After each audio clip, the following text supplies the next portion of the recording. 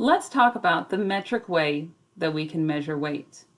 Now, the metric way, remember, is normally over in England, but you might see it here in the United States. A lot of times, if you go to the grocery store, you'll see things in grams and kilograms. Okay, like soup cans, things like that. So let's look at it. When you hear the word gram, I want you to imagine holding a paper clip.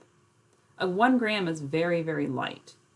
Okay, so things in grams, a paper clip or pencil, okay, or a phone, if you want to measure your phone. If you've got some chapstick nearby, maybe you want to measure that, grams, okay.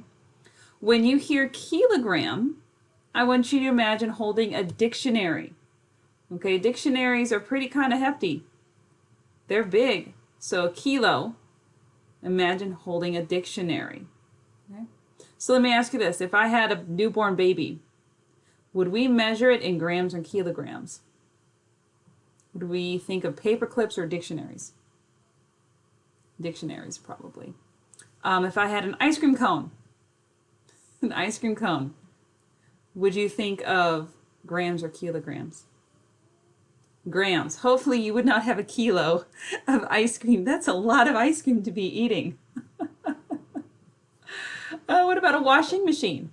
Would a washing machine be measured in grams or kilos?